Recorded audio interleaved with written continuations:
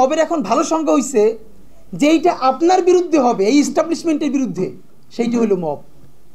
আর যেইটা আপনার শত্রুর বিরুদ্ধে হবে ওইটা মব না, ওইটা হলো মুক্তিযুদ্ধ। বাংলাদেশের স্বাধীনতার ইতিহাসে সব থেকে নিকৃষ্টতম ভয়াবহ মবের নাম শাহবাগের সন্ত্রাস। যেই শাহবাগের সন্ত্রাসের মধ্য দিয়ে বাংলাদেশের প্রথম বিপরীত রাষ্ট্রকল্প তৈরি করে এখানে প্রত্যেকটা রাষ্ট্রীয় প্রতিষ্ঠানকে ধ্বংস করা হয়েছে।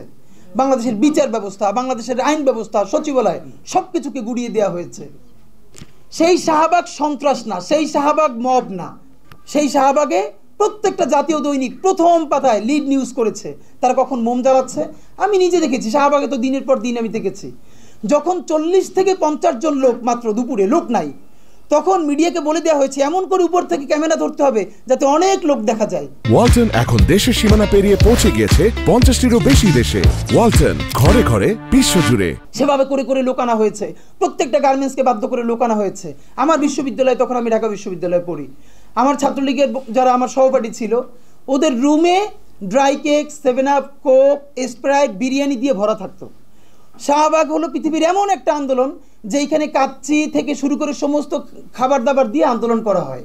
তো ওরা সব রুমে নিয়ে আসতো, যেগুলো এক্সট্রা থাকতো ওরা আবার ফ্রেন্ডদেরকে ডাকতো, কার কি লাগবে নিয়ে যান। এই কথা কেন বললাম? একটা মিডিয়া কি তখন সেটাকে মব বলেছে?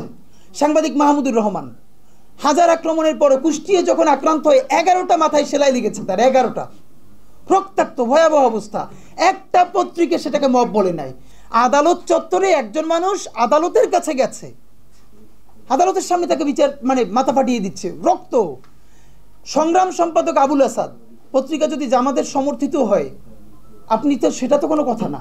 বাংলাদেশের প্রত্যেকটা পত্রিকার একটা আইডিওলজি আছে, কিন্তু এর মানে কি এই যে প্রথম আলোর সামনে যারা দাঁড়িয়েছে আমরা তাদের পক্ষে দাঁড়িয়েছি? আমরা বলি না। আপনি পারলে প্রথম আলোর বিকল্প আরো 10টা প্রথম আলো তৈরি করেন, তার অফিসের সামনে আপনার কাজটা কি? আমরা তো তখন সে কথা বলেছি। কিন্তু এই যে সবাই মববাজরা যারা মব ট্রেডিং করছেন, তারা সম্পাদক আবুল আসাদের রুমে ঢুকে একটা পত্রিকা অফিসে, সব থেকে বয়োজ্যেষ্ঠ সম্পাদক ছিলেন উনি বাংলাদেশের, দাড়ি ধরে টেনে মুক্তিযুদ্ধ মঞ্চের সন্ত্রাসীরা তাকে বের করে তারপরে থানায় নিয়ে গেছেন। একটা পত্রিকা মব লেখে নাই, সেইগুলো কোনোটা মব না। এরপর তো বলতে পারবো হাজার হাজার। কিন্তু এই যে কোন বাচ্চারা গালি দিচ্ছে, কাকে দিচ্ছে? যেই বাচ্চার একটা চোখ নাই, ইন্টারে পড়ে, এখন সে ভর্তি হবে ভার্সিটিতে, অন্য চক্ষু কাজ করছে না, হাত নাই, পা নাই, তার মধ্যে ভীষণ ট্রমা কাজ করে। এই রাষ্ট্রের প্রধান কাজ কি ছিল? রাজনৈতিক দলগুলোর রাষ্ট্রকে বাধ্য করা, আমাদের যেই সব ছেলেমেয়েরা চোখ হারাইছে, চিরতরে অন্ধ হইছে, পঙ্গু হইছে, রক্তের সাগরের মধ্য দিয়ে হইছে, ওদেরকে দিনের পরে দিন কাউন্সিলিং করা। ওরা এখনো ট্রমাটাইজড। ওদেরকে স্কুলে, কলেজে, ইউনিভার্সিটি দিনের পরে দিন কাউন্সিলিং করা উচিত ছিল।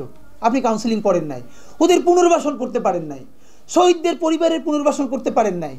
এখন এই ছেলে মেয়েগুলো দেখে যে এই রক্তের মধ্য দিয়া সে চিরতরে অন্ধ হইছে, পঙ্গু হইছে, এখন তারপর ন্যূনতম বিচারই শুরু হয় নাই।